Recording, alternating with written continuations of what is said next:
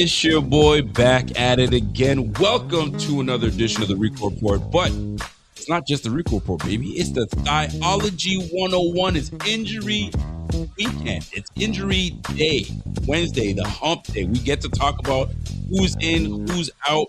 And you know me, I'm always being joined by a special guest. I can't even call him a guest anymore. That's just the homie that comes through and gives us the goods. Ladies and gentlemen, before I bring on my guy, the Thigh Doc, I mean, listen, I got to tell you guys right now, I have excitement for players that I think will play, and the Thigh Doc always shoots me straight.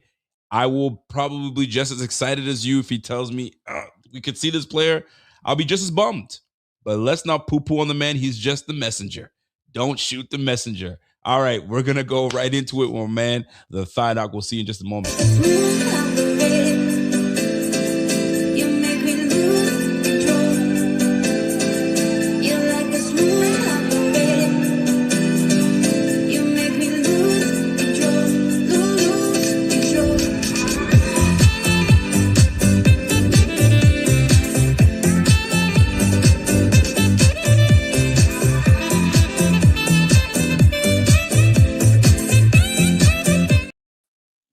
It gets me every time, baby. It gets me every time. Ladies and gentlemen, my guy, the Thigh Doc. And you know what? He deserves one of these. He deserves one of these. That's my guy right there. That's my G. Good man, Rico. What's going on, my man? How's everything? Everything's good. I am part of the Verizon network that I don't have coverage right now. Did you hear about that? No, I did not hear about that. Talk to me. Yeah, it's like everyone's getting SOS on their phones. Like the cellular data's not working. And Uh-oh. I was one of the What's happening over there? What's happening down south, huh? I don't know. But you take it for granted, the GPS in your car tells you the live traffic. And actually, I was a little nervous driving home today. Well, listen, don't be nervous, man. Don't be nervous. You're going to be just fine. You're going to be just fine. You're in the greatest country in the world is what they always tell us, right? So you'll be just fine. So let's get right into the nitty gritty. Here's that injury report that most folks have been waiting for. Wednesday is probably one of their favorite days because I'll tell you that we break it down and we talk about it. We've got a lot of names on this list. It's like what they call the CVS report, boy. We got the receipts and we got everybody on that damn list. So where shall we begin? Let's begin on the offensive side of the football. And right now, I want to start with Ty Johnson. So clearly he missed the game last week. He was walking in that boot. And you've got 2 straight days of not practicing. So from the experience that I have and from listening to you for the betterment of the season, double do not practice or did not practice doesn't bode well. Am I wrong? Talk to me, Ty Johnson. You're right. So Ty's interesting, right? So he got hurt. First of all, I didn't think much of his injury. He finished the game. I know he was a little hobbled. He didn't practice 2 times last week, but it is a playoff week. So there has been history of guys not practicing, going limited at the end of the week and then playing in the playoff situation. Right. So I actually didn't look back. I was like, he's probably good. I understand he's hobbled. He's a 3rd down back. He's not going to be playing much, and he'll go. He went up into practice on Friday, limited. This is before the Jaguars game. But then when they showed up off the bus, he's in a boot. And I was like, what? Why is he in a boot? That's serious. So back, found the injury early in the first quarter, like 9 minutes left. He got rolled up on. His foot got trapped under a tackler, kind of like a what's that tackle they tried to get rid of? Not the horse collar. The hip drop. What are the hip drop? Yeah. It's like a pseudo hip drop. So he's got a high ankle sprain. Moral of the story. And those can take 3 weeks at best. Yep. Which makes me feel like Friday was BS. I think that was gamesmanship. I think they put him out there, made the team think they're going to have this 3rd down package, and there was no chance of him playing. So boot on Sunday at the game. I know he's walking around with just an ankle brace on now. He'll be 2 weeks since the injury coming this weekend. He's not going to play. I don't see him. Okay. And next week, you're looking at like 50-50. He's not your premier, 3 down back. So it's not like you got to be a little more careful. You probably squeeze him in there a week early. It just depends if it's worth it to the team. So another plus, and this will go for a couple guys here, is if we make it through, which I think we're gonna, and you Right. go to the AFC Championship game, it's all hands on deck. Even if they could use another week, you can suffer a little setback, but then you got 2 weeks until the Super Bowl, which bodes well to kind of recover. So that's the story on Ty Johnson. Don't expect him this week. Next week, 50-50. High ankle sprain. I love it. We got a question coming from our guy Shav Turtle. He comes in and says, "Hey, Mr. Thigh." Oh, I like to look at the respect he's got on your name, Mr. Thigh. Hey, Mr. Thigh, how much of an impact do you think the one less day of rest will have? I think that's a fantastic question because everybody's making a big deal of, I can't believe the NFL just did this. They gave these guys a short week, et cetera, et cetera, et cetera. What are your thoughts on this one less day of rest? Um, I think it's going to matter for guys that are close who need that extra day of rehab in town. Um, but as a whole, for a team, I don't feel like it's that big of an issue. It's a little trickier because they have to travel. It's Mhm. a long trip, so it's not ideal. But this isn't like a Thursday road game. That's real tough. I mean, you only get 3 days at home, and then you're back on the road. So I think it's a little factor. If I had to say 10's the most significant, I would call it a 3. Okay. Fair? Okay. Question Yeah. chat. I like that. I like that. All right, let's get back to the injury report. So, all right, so we talked about our guy Ty Johnson. We're sticking to the offensive side of the ball. Shall we go to Dalton Kincaid? So Sure. Cade plays the full game. I gotta go and get the actual snaps that he actually played. I'm not familiar with it just yet, but I'm curious to see what his snap count was. Probably similar to what it's been the last few weeks. But anyway, Dalton Kincaid, nonetheless, limited with the knee calf situation. Now there was a photo going around of him alongside, I believe, Spencer Brown and Vandermark. who was the other lineman? Vandermark.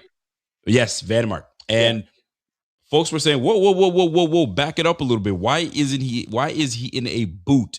Tell me this is an old photo, ladies and gentlemen. It was not an old photo. So talk to me on your, I guess your worry on Kincaid, and I'm actually worried because like, how often were you just gonna just put it in a boot? Like, what's that? It's like to me, putting that in the boot is like putting a brother in a bubble wrap. We just don't hurt him. Keep him safe. That's what it looks like to me. Like, fam, are you that brittle? And I don't. I mean that in the most respectful way. Him in the boot. What's up with that? All right. So a couple things. I'll tell you the good and the bad. The good is he was able to finish the game. He was in on the last series. Okay. So he got hurt. He got hurt on that touchdown that he scooted in there with. If you remember, he kind of Yep. got up slow.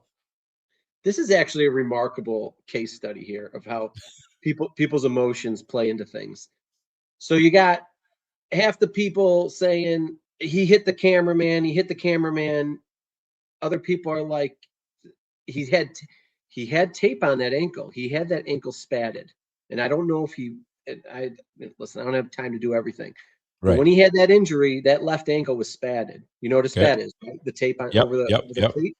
So then I was like, did he sprain it earlier in the game? And just when he planted that foot in the end zone, it kind of tweaked it a little bit. It was a possibility. But also the way he landed, he was on his toe, so Yep. calf was a good predictor. But usually Mhm. guys who kind of pull their calf, they're out of the game. But there are two instances this year where the guys are getting like a calf designation, and it's not the big calf, like the Bernard calf that's been keeping him out for a month, and the Spectre type calf, right? So you had Cole Bishop, he had cramping a couple weeks ago. He went on the injury report with a calf, and then he played through, and we haven't seen it again. Also, I True. believe Cam Lewis had one of these where he listed with a calf and played the Mhm. same week. So moral of the story is he got up a little gimpy after that touchdown. He must have done something to his calf. The team put him in a boot, which you know, I don't want to be a tattletale, but Vandermark's wag put that on the internet. Someone got the screenshot, Bobby, and then they got a hold of it, and then she actually deleted it and then reposted it with the feet cropped Dropped down, out. so you could Yep. tell someone said something to her like, "Hey, what the heck?"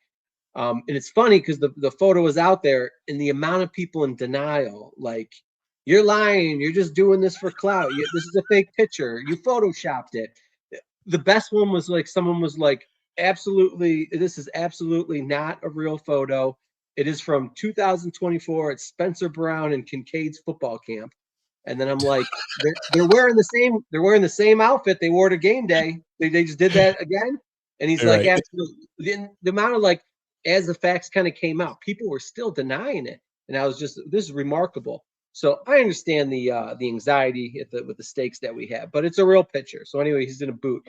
Hilarious. McDermott has to go on the mic and he's like, hey, there's this picture that's circulated on social media, Yeah. and it was just precautionary. Listen, Kincaid's going to play. Kincaid is brittle, but don't worry. I wouldn't worry. I mean, I worry that something happens the next game, but he'll be suiting up. Also, his snap counts did go up. He was in the 40%, which was good. Okay, he's 40 because I know he was in the 30s before, so it went up Yeah. a tick. Okay. Yeah, it did. It did. That's all good stuff. And sometimes percentages you got to be careful because if your team runs 70 plays and you're at 50%, that's like double if you only ran 50 plays the week before and he was at, like 20%. You know what I mean? Yeah. So sometimes percentage is not a good indicator. You really should look at snap counts, Snap like count, legit snaps. But just sure. because I've been doing a little research on it, and then, like, I'm just going to get into this real quick. Palmer, who they had to put on the IR, he Yep. played like 83% of the snaps, but he did that on a day that they had 70 snaps, which means his snap count was like 20 more snaps than any other game of the year, which was wild. So, which is so crazy to me, is it not? You play 83 snaps, was it? 83% of 83%, excuse me. 70 snaps. And then we don't hear from him after that. You want to talk about a case study? Case study on freaking Palmer this year. That's the fascinating one because that one has been very odd to me. Up, down, he's in, he's out. He tries to come back. Like, I guess you can look at it this way. I'm doing everything I can. I'm trying to fight through it, and I'm just not right. And they feel like he's right, but then they say, nah, bro, you just can't go. Or did he shut himself down and say, I'm trying to, bro, but I can't? Fascinating case for me. What is your take on this Palmer situation? Because to me, it's just been up and down. And I'm looking at this completely wrong. It's a high ankle. So Golly. this is when, you hear the rumors like, oh, it's a high ankle. Yeah, it takes them a little longer to get back, but also it can get re-aggravated. So Ed Oliver had a down year the year he had a high ankle. Now you got a skill player who's really cutting on that bad boy and getting tackled all the time. And he just couldn't keep it healthy. He go on the IR, take 3 months off, get rehab, and he could be fresh next year. Even Shakir, guys, I mean, he had the high ankle last year and then he tweaked it again in camp this year. Right. It's just once you get it, it's kind of a little bit of a scarlet letter on your ankle there. So it is tough. All right. I got a super chat coming from my guy Signified Nose. Comes in and says, hey Doc, please explain the Thighology behind why some dudes are just made of glass and why Kincaid is the AD of the NFL. You're a fool. Yeah, I mean, listen, there's multiple reasons guys can like pull stuff and injure stuff. In a nutshell, I mean, you can either be a little bit weak for your position and bad body mechanics, like he just doesn't know how to brace for falls, or he torques his body too much. He's not controlled enough. That would be like a weight room issue. Or you can be on the other end where you're like super stiff and do a lot of juice and your tendons are falling apart by the time you're in your late 20s. I'm not going to name any players. So it's just how the game goes. And then there's bad luck. Once you've had the big injury, I mean, contact ACLs, it doesn't mean he didn't do enough training or do training the right way. His foot was planted and the guy blew it up. Nothing was going to stop it, aka Gabe Davis there. Yeah, true. So, and then once you blow out a knee and it's a big boy injury, you got a weak link in your car now. So if you drive around with a faulty axle, your wheels are probably going to be shot sooner than later. It's just it's the name of the game. That's why these guys don't play past 30 most of the time. Just is what it is. So Kincaid's he's definitely in the injury prone bucket. Guys have overcome this later in their career as they gotten stronger and more mature. But he's actually an old prospect. Like he was like 24 when he got drafted. So Yep. I don't think he's going to buck the trend. But 2 more cents on this. I think you give him the 5th-year option and you just run him in the ground and cut your losses. He'll be I'm like with you. 29. You'll pay $8 I'm with million you. in the last year. Maybe I'm get him with on you. another 1-year deal. I'm with, and on top of that, I mean, listen. At the end of the day, we got to make a decision on. Do we have to make a decision? I mean, I guess we're gonna have to. Dawson Knox will have to make a decision on that. We're gonna have to make it. I mean, get him the 5 year, and then drive him into the ground and say, cut our losses. We're good to go. At one point, we're gonna have to find that transitional tight end if that's going to be the case. So that'll be an interesting position to pay close attention to. We got a super chat coming from my man Led Robster. Money Mitch comes in and says, on the right, Thigh Doc, the best sports medicine analyst on the web. On the left, Rico, the goat of Bill's content. We are blessed, boys. You know what? Just for my guy, the Led Robster. Listen, Mitch, we appreciate you, brother. And I'll tell you right now, this guy over here, best in the business, man. And he's got a quirky sense of humor to go with it. Where do you find that type of stuff? You don't find that anywhere, man. It's amazing. Quirky? Quirky. I love that. Don't you like quirky? I've been labeling myself quirky. I think he's cute. I can be whatever you call me. All right, what else do we got? Let's go. What else do we got? So we talked about Dalton Kincaid. We talked a little about Josh Palmer, Curtis Samuel. All right, because we're gonna get into the receiver room because there's a couple we got to talk about. But Curtis Samuel. All right, so he left this year on I don't want to call it bogus, but an elbow injury, and they said, "Yo, we're gonna shut you down." All right, so he now returns after 2 of our receivers go down, Gabe Davis, Tyrell Shavers, and we'll get into that in just a little bit. The elbow. Are you familiar with what the elbow issue was and how severe it was and what we were dealing with at the time? Can you talk to us about that?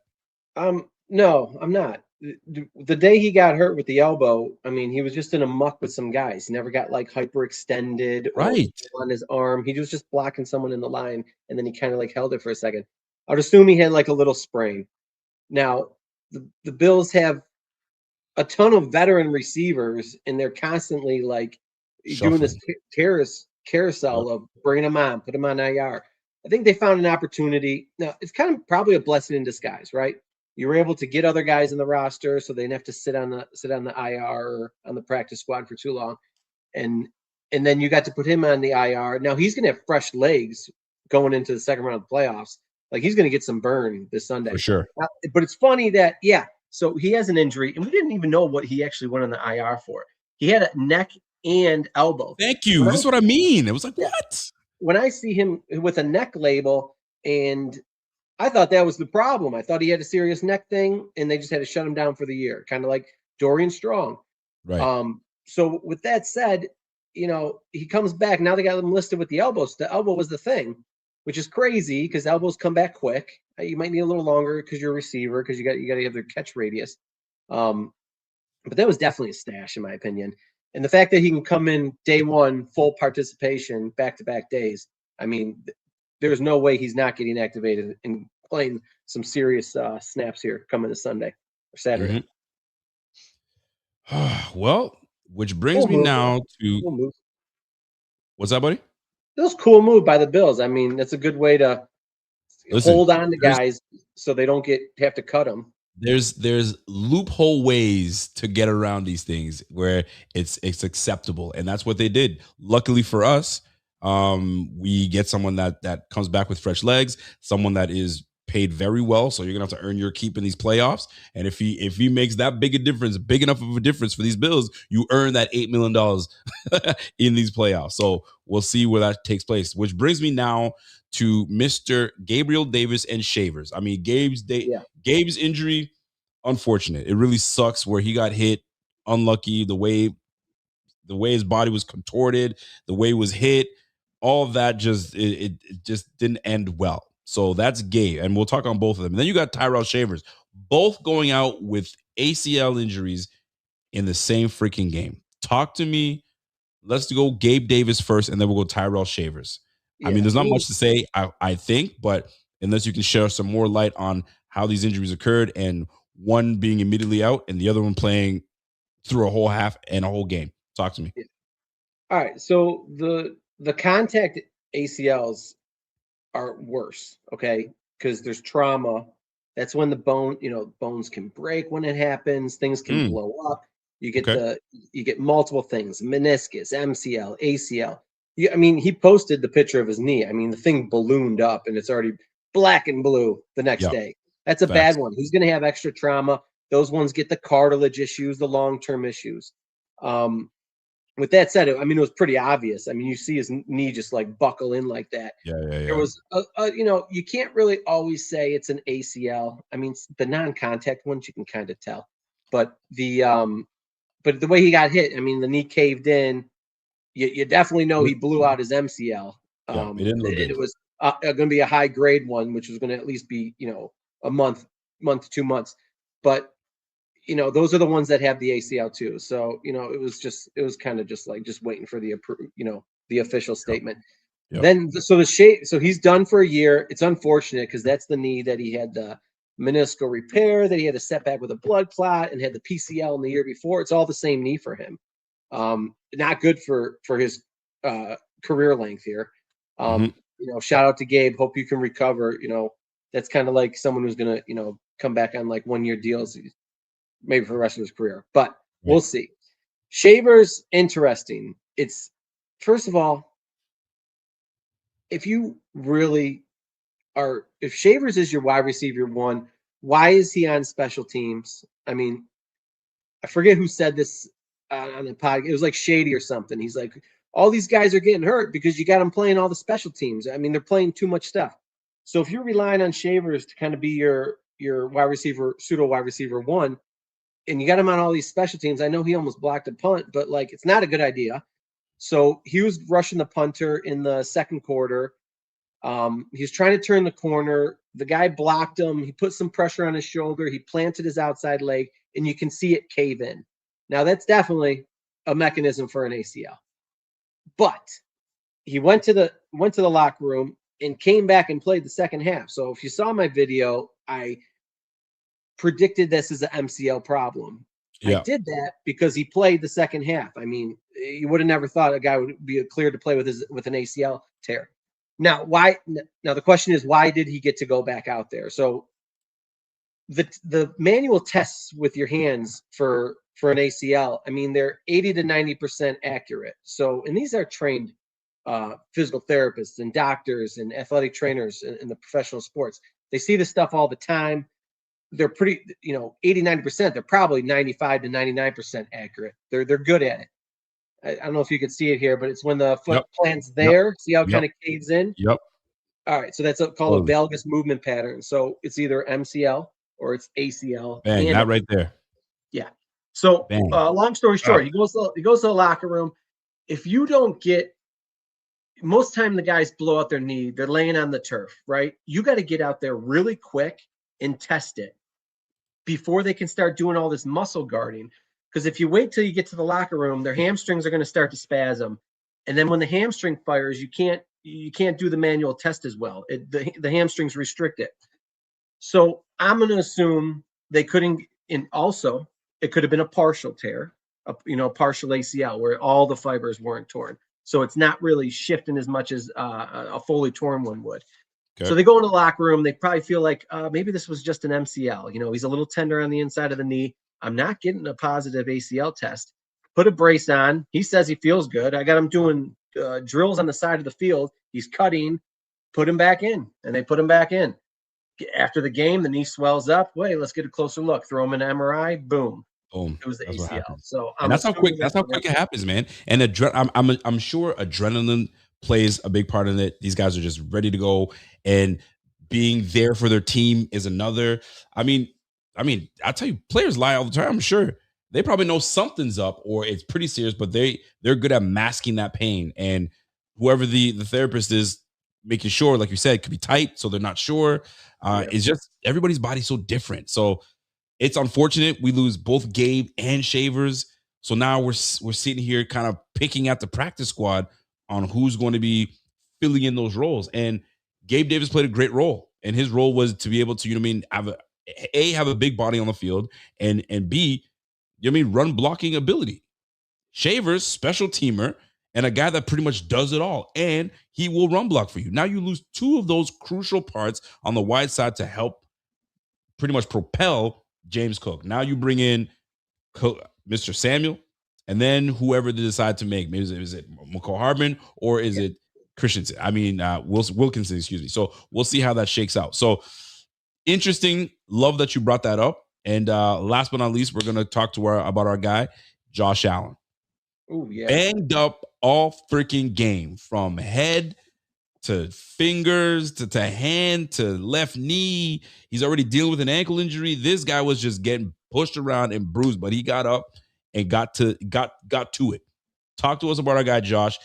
According to the presser, he was like, they say, "Hey, Josh, how you feel?" He goes, "I feel good. I feel good." And it looked truthful. Is he telling the truth?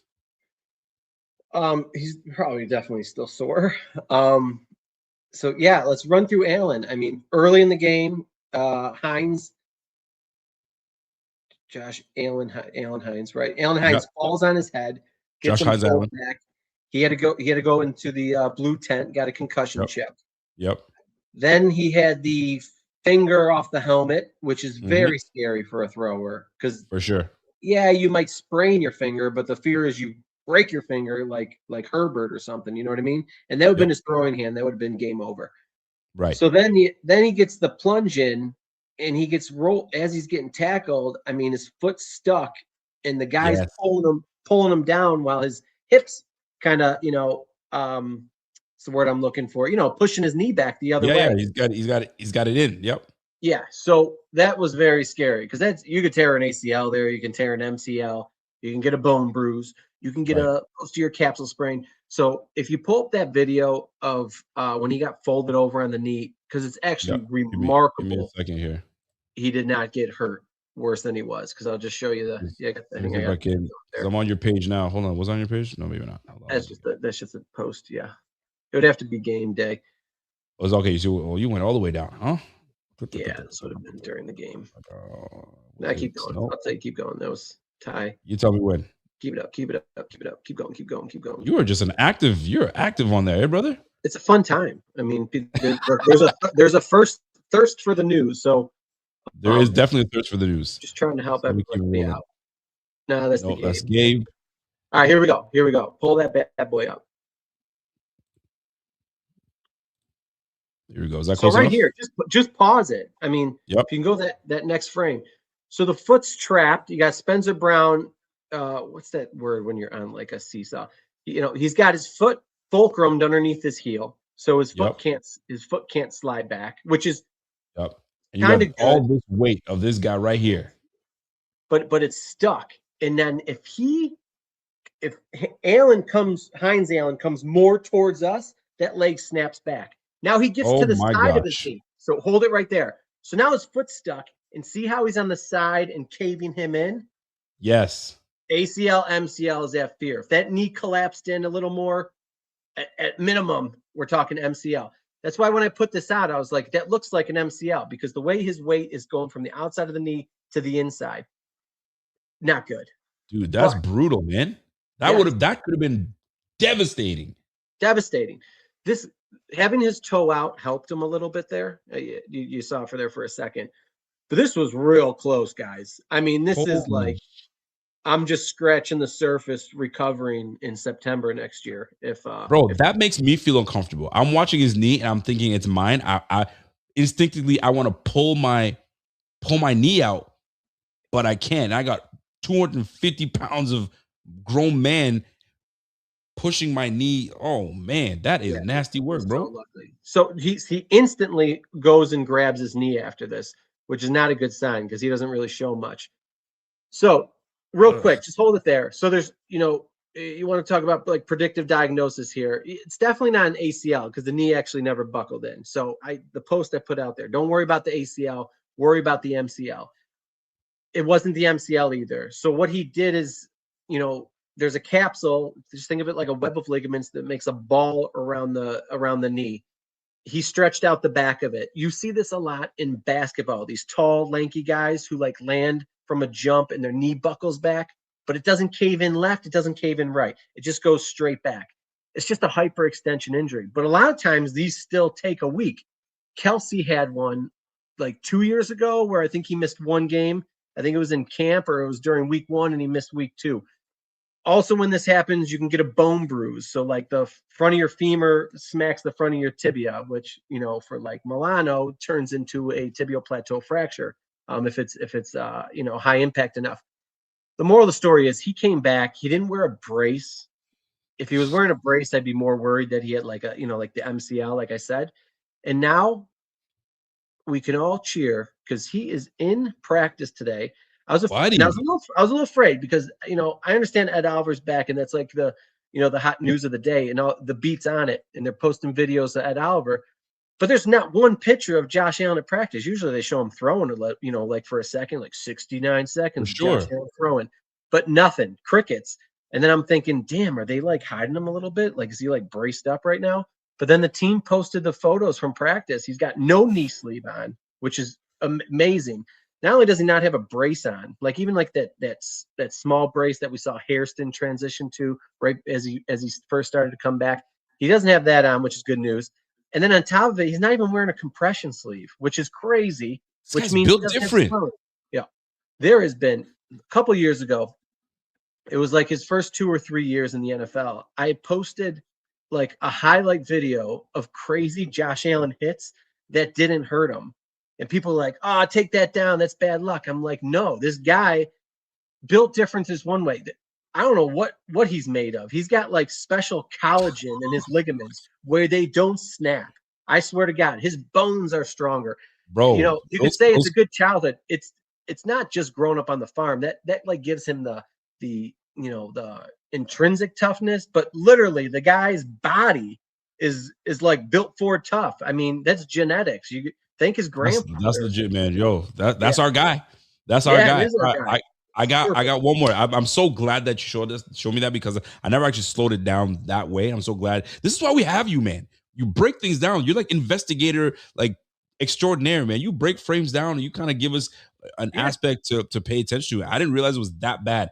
That could have been catastrophic. And this guy gets out of it. Bro, if this ain't the year, I don't know when. If this ain't the year, I don't know when. All right.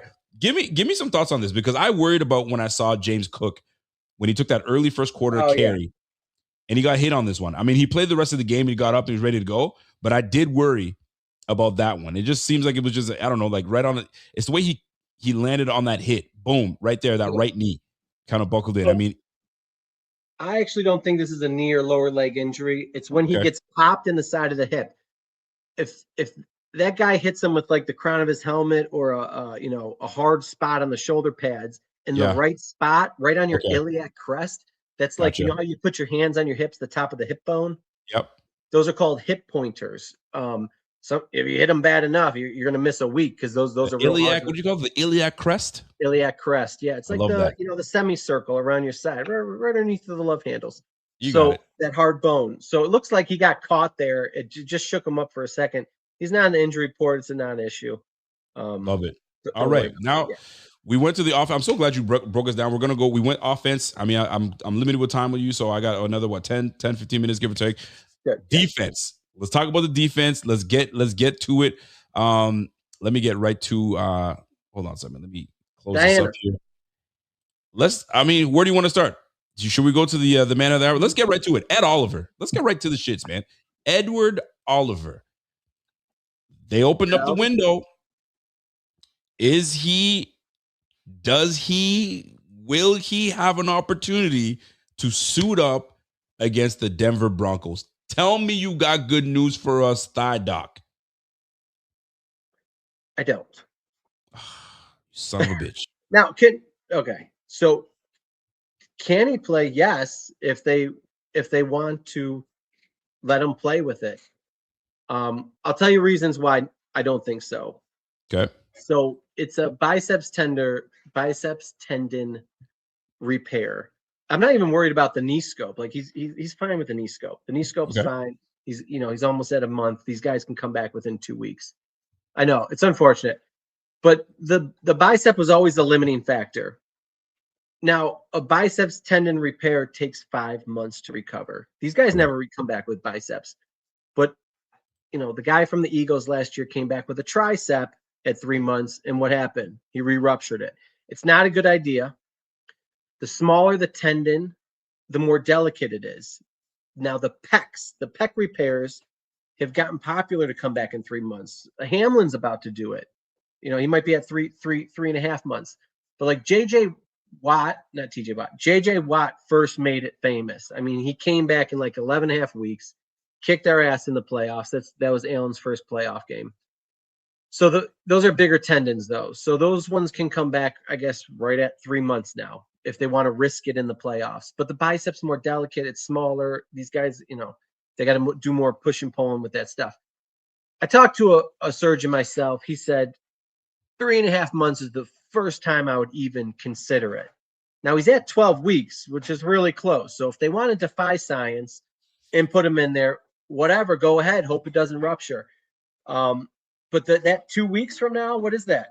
That's the Super Bowl. It's 3.5 months since the injury. And the way he posted after his injury, he had, I don't know the exact words, but he made it sound like, get to the big game and I'll be back. And to me, that was the trainers told him, you can come back for the Super Bowl. So I weigh that also in how I'm feeling. Okay. It's like, what is 1 week from now? It's not a ton of time. I mean, he'll only get stronger because he's just starting to scratch the surface with strengthening now. But he's definitely going to be weaker than he will be in 2 months. That's when guys usually come back. So long story short, this is just, and it's his first week getting back in practice, and they're not doing pads. I mean, it didn't even look like they were doing really drills today. But I don't know. You can't see any clips. I remember when Milano came back. You had better practice footage. You saw him wrapping up the tackling dummies and stuff. And I'm like, oh, okay, he's ready. But he's had so much time off. He's had a walkthrough one practice, and it's going to be a walkthrough tomorrow. I just don't think they want to do this, especially with the knee scope, which means your knee and thigh aren't going to be as strong. He probably needs another week. And I don't think it's just one more week. I think it's Super Bowl or bust. But like I said earlier, though, if you bring someone back in the AFC Championship game, you'll have 2 weeks to recover. So if they want to come back and give him sprinkle him in a little bit next week, knowing that he'll have 2 weeks to recover and he'll look better for the Super Bowl, maybe. But if you had asked me and you wanted me to gamble when I would bet he first comes back, it's the Super Bowl, unfortunately. So do not get, what you're telling me is, do not get my hopes up. Ed Oliver's not playing this week. Chill out. Just be happy. We got DaQuan Jones. We got TJ Sanders. We got Deion Walker. Yo, let these boys do what they do. Let Ed heal up. See you at the Super Bowl. Yes. And then, no offense, but like in the other layer to this is the roster gymnastics.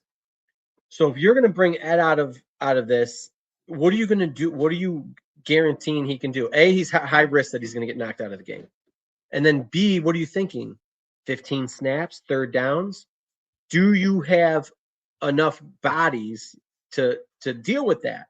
And the team's like super banged up. If guys, I don't know if they have the numbers. That's not my job to figure it out. Okay. But in my opinion, with a team that's already banged up, they're thin at positions. If they had to activate them, what are they going to do? They got to cut Fidarius Mathis, who they've had playing the last few games. Yep. It's tricky. So I'm not getting my hopes up, but like, hell yeah. Like if quietly they're like, we're activating this sucker, he's getting 20 snaps. I mean, let's go. So we'll see. We shall see. I mean, listen, we've seen Stranger Things, but I trust what you say, because I mean, you gave us a timeline. So we're getting close, but I don't think we're close enough. So we're waiting. AFC Championship game, Super Bowl, maybe that's where we get to see him, but chances are we don't see him in Denver. And you also, just one more thing. It's like, yeah, I know that they used to always just make sure the guys would do their 21 days. Yep. But he has 21 days to get put on the active roster. So the fact that they didn't activate him last week, it just seems more planned. You know what I mean? Why wouldn't you activate him last week, have him do a little practice if you think he was going to be ready this week? I think you do it this week because you got the whole 21 days before you got to put him on the 53. Gotcha. Okay? That was the other day. Makes sense. All right. We're gonna go defense. Let's go through these. Terrell Bernard, calf. He was limited in both these weeks. These 2 days. Didn't play last week. May get a chance to get on the field. I'm sure if he's healthy. If he does get on the field, I feel like we talk about this every week. I don't give a damn what he does. If you're healthy, cool. just have your helmet on in your arm and just wait because Matt Milano and Shaq Thompson got it from here, sir. Does he play? Do they hold him out another year, another week? What are your thoughts on that? I think exactly what you're saying. I think it's easy to not deal with the weirdness of keeping the helmet on Shaq Thompson by having him sitting out. Yep, So I think unless Shaq Thompson blows out his neck, I think Bernard's just going to sit there. I think I so think too, that's just what's and going to that's happen. unfortunate because So that's telling because now it's awkward for next year because does Shaq Thompson return? Does he become a free agent? And now you're like, hey, y'all bench me, and now you want me to be the starting linebacker again? You guys didn't believe in me, so now are you guys gonna be looking to replace me? Yes, mother effer. Yes, we might. Shoot, it's a result driven business, and right now the results are coming from Shaq Thompson and Matt Milano. That tandem is what's doing it for us right now. Now, yeah. But one health would say wise, but health wise with a calf, he had the calf injury. What week 17 Eagles give game? or I was take. Yep. there. Yeah, that's what happened. So week 18. Okay, week 17. Yeah, week 18. He's coming up on 3 weeks. He's just scratching the surface of recover. I mean, these things usually take at least 3 weeks. He very well, they're just limiting him this week, and next week's going to be the real question if they should activate him or not, because he'll be a month from the injury. And Bro, they know he's good. He's healthy. They're like, nah, we go. Hey, trainer, make sure that you feel he's got some some scar tightness. tissue still, coach. Yeah. Yeah. All right. So Terrell Bernard, good. We see AJ Epinesa, neck limited. I'm sure he's just got a little bit of a stinger. I don't know if you have any footage of that. I don't think I did. I went through your stuff. You didn't see any footage. Most likely a stinger, would you say, for AJ Yeah, or Epinesa? just a little sprain. I think he like tweaked it when he was tackling someone. Well, there you have it. All right. So Max Harrison will likely not play. I have him out for the week Frank, once again. DeMar Hamlin, what do you do with that guy? Right? You open the window up for him, and obviously Poyer is dealing with that hamstring injury, so that there presents a situation there. But Hancock jumped right in. I think they want to still see Hancock and Cole Bishop together. What are we why will we open the window up for DeMar Hamlin? Why open it up? Just leave that brother on the side. all Why right. open it up? It was a no lose situation. I mean, he's medically cleared to start practicing. You never know where the next shoe is going to drop. Poyer was just coming back from a hamstring. Get him in practice and get him ready in case you need him. And boom, Poyer has torn his hamstring again. Poyer, if you're lucky next week, but he's probably going to pull it again. I mean, he looks like Super Bowl bust. They might just put him on the IR and actually just bring Hamlin up because you got again the roster gymnastics. You can't just activate him. You just can't activate Hamlin, and you got to take someone off. You know what I mean? Right. So, a little worried that he's going to get put on the IR. That would suck because I feel like he's such a core guy. But with that said, you know, on one shoulder, I hear, "Oh, it's beautiful. Bring Hamlin back after everything he's been through, and maybe he can show out in the playoffs." The other Right. shoulder says he sucks. So I don't Right. know. They already tried the Disney story when they ran him the fake punt. I don't know Right. what's going to happen. I wouldn't be shocked if they activate him and he starts this game, though, just so you know. But if he's getting shredded, maybe then Hancock comes back in, or vice versa. Hancock plays and Hamlin's there if you need to break glass. But where's Cam Lewis? Where is Cam Lewis? Why wasn't he playing safety? I don't know. I thought that would absolutely be the Yeah. move, but maybe he's still maybe tender. Maybe they're Who training knows? him But I mean, training him for a different role in the defense for certain packages. But get that man ready to play safety because Hancock's a nice player, and I know he's yep, showing a lot of flashes. But yep. what happened in the game does not look good.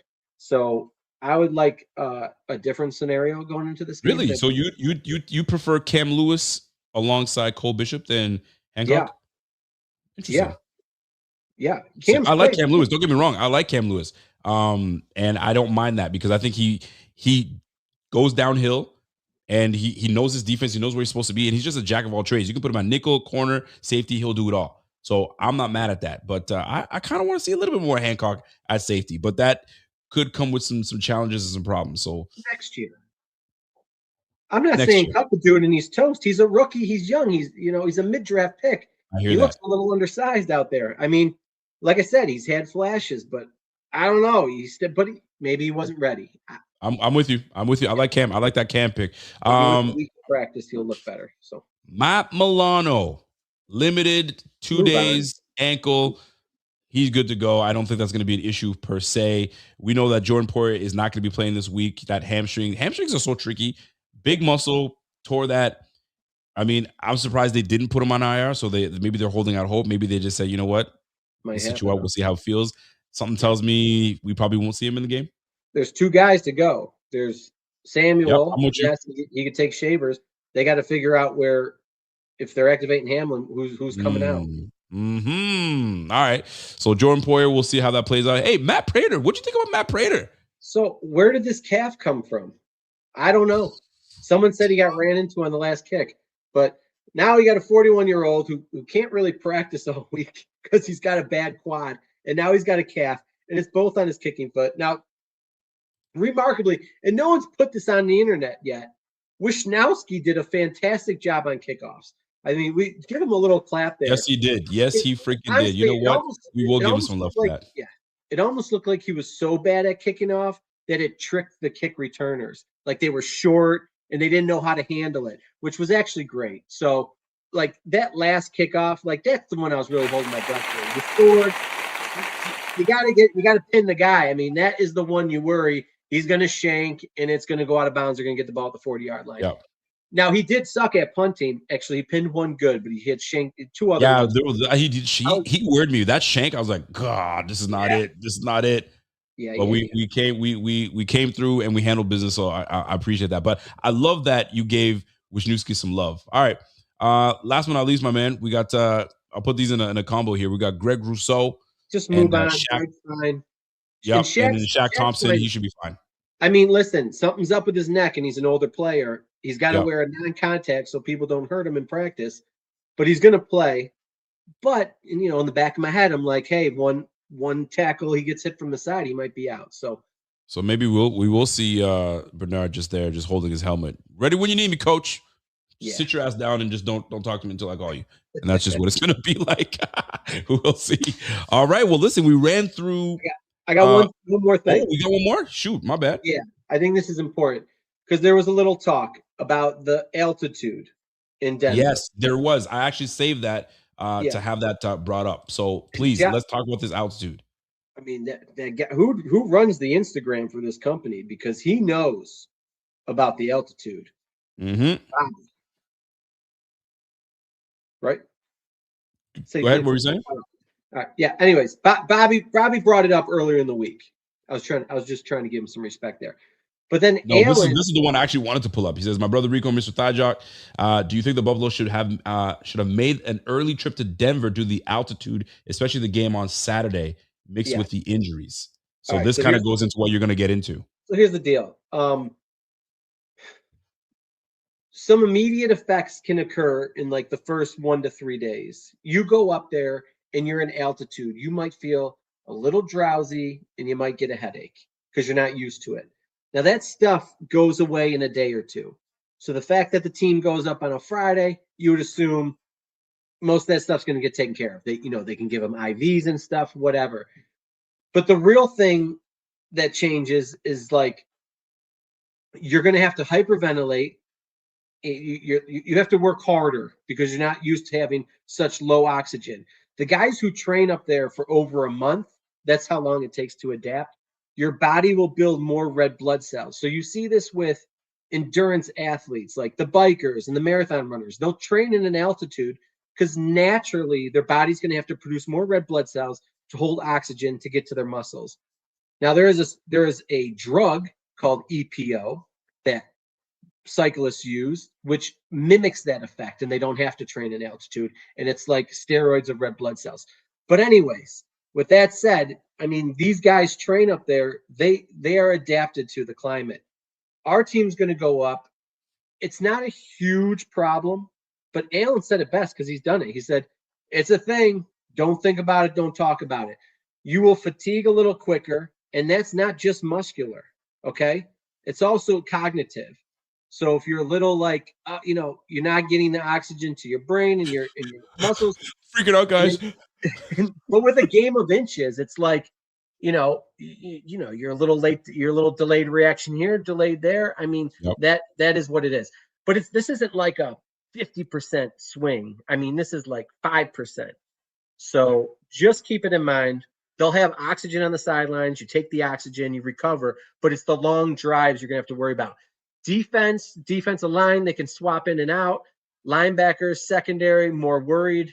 Offense, worried late on drives. And we like to do those long, methodical drives. So expect the pace to be slow, I would assume, to make sure the team, they're recovering between plays. Well, how about that? Well, that'll Yeah. be interesting.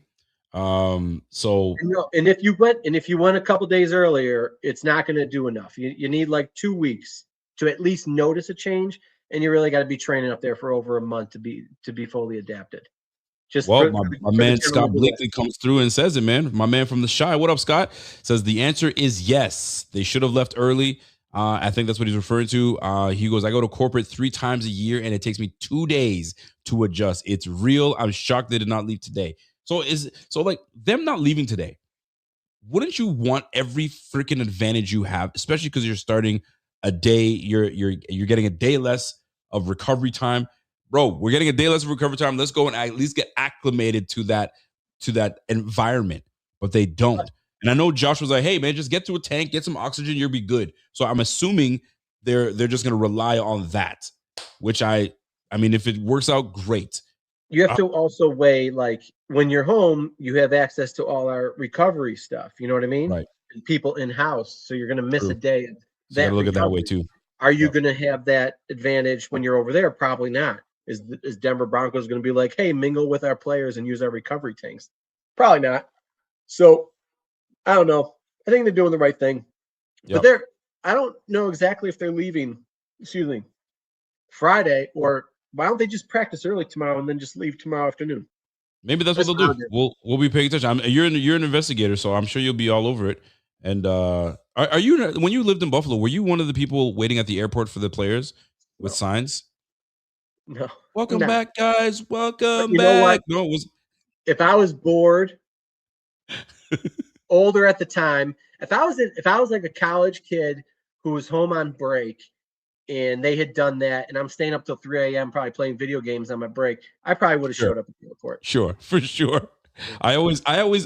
I enjoyed it just to because that's super cool to have Yeah. people. I mean, waiting for you, but it wouldn't be me with a sign saying "Welcome back." I just got off the plane. I'm half asleep. I'm tired, but I mean, it is a bit of a jolt. But then that's why Buffalo's Buffalo. You gotta love it for that. You gotta love it for that reason. It's good. I All thought it was right, a beautiful thing when we first kind of broke the drought. that That was was cool. I'll say that. I would have got up that and one I I said, would have "Yo, went to, but like now welcome it's back." like But unless they that's as beat far me as in it the goes. Super Bowl, I'm probably not showing up. Yeah. That's as far as it goes for me. All right. Listen, you guys already know what time it is. It's Wednesday. We will get more of an update on this team in the next couple days. I'm hoping that they leave sooner than later and that they get acclimated and give us the most advantage, at least as much as possible. The Bills are now underdogs. I think the line has changed. So the Bills Okay. are underdogs. Does that matter to you guys? Maybe it doesn't, but we will soon see. We got our man Thadak that's going to be putting out his article. Wait, when does the article come out? I'll have to Saturday do morning? We it. still doing it Saturday morning or what? Probably. All right. Well, listen, I'll figure I'm it not out. holding you hostage. It's good fun. We It's want Saturday, volunteers, not hostages. Okay. Saturday game. I mean, ideally I would do it Thursday night, but I work late and then I got a busy day Friday morning. I also got my buddy's birthday party Friday night. I don't know how I'm gonna pull this off, but it'll get out there. At the worst, it'll be out Saturday morning. Are you going to be one of those guys that says, "Hey, buddy, I don't know if I'm going No, to make it." I'm not that guy. You're not that I'll guy, be huh? there. I'm gonna be there for my buddy. Yes. There you 40th. go. That a boy, that a boy. I'm the guy that if buddy comes in and says, "Hey man, I think the plans might not go through, bro." I'm like, "Oh, are you kidding me? No way." Putting the sweatpants on and I'm home. I'm chilling. That's me. That's the type of guy I am. Yeah, I'll But stop by. I you got might to show leave for your early. buddies. You got to show for your buddies. Listen, ladies and gentlemen, my Yeah. guy, the Thigh Dog. What a fantastic show! Very enlightening. Honestly, that was great, and all the information was absolutely clip worthy. So anything that you guys loved in this show, go ahead and clip that, send it around, and listen. These are just educated guesses from a man, the Thigh Doc. Are they taken for gospel? Do what you want with that information. But for the most part, he's been pretty bang on with a lot of the assessments that he's made. So we appreciate you, my G. And any last words for the folks that are listening? I appreciate you. I love you, Love you and I too, love buddy. you all. Go Bills! I think we That's my got this. guy. We'll be back next week. Yes, sir. That's my guy, the Thigh Doc, and he is out of there. This guy, that was a great show. I love that, man. I think we saved the best show for last. I swear that was one of the better shows that we had, man, because we're I didn't realize how bad or how lucky Josh Allen was getting out of that injury. That was actually scary. I'm looking at that thing and I'm like, golly, like, fam, that was catastrophic. Catastrophic. Imagine Gabe Davis, Shavers, and Josh being lost in the same game. And I know people are saying, because those guys are dirty. They're dirty. Listen, man, it's a bang bang game. Like my man Carl Jones said the other day, it's a bang bang game. So these things happen so quick. Like Carl Jones said it, man. A receiver goes from 6'5", catches it, and then comes down, and he's now 5'7". Right? You thought you were hitting the guy that was 6'5" in the midsection, and now you now helmet to helmet. It's one of those things that do happen. So appreciate you guys tuning in. So if you guys were excited to see if Ed Oliver was going to be a guy that we get to see suit up this weekend, probably not. And I kind of knew it was coming. But I kind of got excited at the same time. Could we be surprised and given a treat to see Ed Oliver suit up with the Bills? So right now, man, we're just trying to piece things together. The Bills management, Brandon Beane and company, are just trying to piece things together. I mean, twine things together. You know, like a roast. A roast, you don't want it to fall like a rib roast or a prime rib. You don't want it to fall apart, so you put it all together and tie it up with the twine. That's what we're like. We're like a fine prime rib, right? And we're falling apart a little bit, but they're like, well, not yet. Tie it up real good, and then we can pop that in the oven and then cook to, what I'm saying, where we can just cook everybody else, and then we're ready to, what I'm saying, serve and eat for that Super Bowl. So right now, we got to wait it out. And we'll see if these guys can heal up as much as they can, get the most rest as possible, and then prepare for this Saturday afternoon game. I kind of hate that we're playing Saturday afternoon. I mean, you think they'd give us the 8 p.m. game, but I mean, I guess when you're the 6th seed, that's what you get. But I mean, the Denver Broncos are the number 1 seed. You think they'd give us the 8 p.m. game, but I digress. I mean, sometimes I like these early games, so it allows us to get that win out of the way and push and towards AFC Championship game. And folks, we're 2 games away. 2 games away. We got to handle business. Against these Denver Broncos. They're a very good team. We're going to talk a little bit more about this team on Friday when my guy Z-Bot come through and we start talking about, saying, the advantages, disadvantages that we have going into this game, how we feel. And there's a lot more information that's going to be coming out these next couple days to see what's going on. What are we doing at this receiver position? This receiver position's got me. I wouldn't say they got me stressed out a little bit, but I don't like what I got. I don't like what I'm seeing, but I like what I got at 17. I like what I have in my backfield. I like my O-line. I like my tight end. I feel like I'm not the little commercial of that little girl talking about all the things she likes. I like my house. I like my mom. I like my dog. That's what I feel like right now. I like my tight end. I like my O-line, my quarterback, my running back. Yo, I like them all. I'm just kind of like, yo, okay, who we throwing to? All right, we got Brandon Cooks. We got Keon Coleman. All right, cool. Shavers ain't there. All right. Gabe Davis ain't there. Reliable target for Josh Allen. All right, y'all ain't there. McCole Hardman could be on the field. All right, Curtis Samuel, welcome back. There's a bit of rapport there. You had a little something going on in the game against Denver last year, so cool. And for the most part, at the end of the day, to tie it up in a bow, I like us. I really do. And I like the size differential that there is between the Bills O-line and the Denver defensive line. However, some say speed kills. Maybe they'll use their speed to get around and do what they need to do and hustle to the ball. This is where we're going to find out if size matters. I mean, you'd like to ask some women. Some women say, size doesn't matter. Some women say size does matter. We're about to find out how much size matters in this game. So that is that, ladies and gentlemen. I hope you guys enjoyed the show. If you guys have not jumped in and became a subscriber to the channel, go ahead and become a subscriber to the channel. If you guys haven't hit that notification bell, hit that notification bell so you know when we are live, you never miss a beat. If you have not gone to our merch store, go ahead to our merch store, do all that. If you haven't joined us on our Discord channel, go ahead and jump on the Discord channel. We are all over the place. You know what I'm saying? So Instagram, TikTok, we are everywhere. Go ahead and follow us. Do that. My girl Laura says, yo, don't quit playing with me. Size matters, the end. Quit playing with me. Size matters, the end. There you go. My girl Laura just spoke on that. I was waiting who was gonna say something. But my girl Laura, the freak. She came through, was like, no, girl, what you talking about? Anyway, size does matter, and we're gonna find out in Denver. So that being said, go ahead and follow us on all social media platforms. And we got to get to it. You guys know what time it is, man. If you guys have not had an opportunity to jump on the Sleeper app, get on that. Stop playing. We're hooking you guys up. Use that code BF25. You get 100% match up to $100. What y'all waiting for? If you guys didn't see my picks, I got to show you the picks. I got to show you what's happening. And I'm excited about it. I think my mind hasn't changed. I think we can do well with the picks that I made. So let me share it with you guys. Let me see what you guys are thinking. Are you liking what I'm coming up with? Right? Josh Allen, 1.5 touchdowns, passing touchdowns. I know it's going to be tough, but Josh Allen, get him in the red zone. He'll make things work. You know what I'd love to see in this game? I'd love to see Keon Coleman. I'd love to see Keon Coleman do what he does best. He says he hasn't forgotten how to play. He still got it.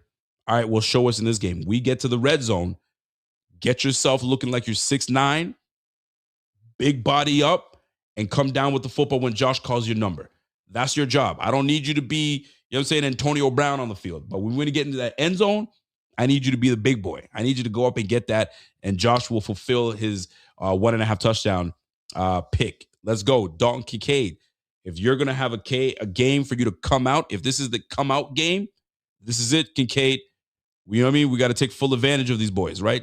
Greenlaw is a great dude, but I don't know if he can stay with you in coverage. If he's got to go out and stay with you in coverage, he's cooked. Ain't no way. We got to take full advantage of that. All right, Bo Nix. He's not a rookie no more, right? He's a second-year quarterback. He's got the most comeback games in the season for the Denver Broncos. Kudos to them. 1.5 touchdowns. If we are supposed to do what we're supposed to do and win this game, you ain't getting that, Bo Nix. We're not going to let you do that. And then RJ Harvey, 50 yards rushing. If we're up the way I need us to be, they're going to be abandoning the run. You ain't going to be running the football. You're going to be passing the football. So we'll see how that all shakes out. So you got it firsthand right here. If you guys enjoyed the show, do me a favor. You guys know what to do, man. Smash that like, and we will go from there. Let me get out of this real quick and get back to what we're supposed to do right here. So that's my time, folks. Enjoy the rest of your evening, and we will catch you guys again on Friday.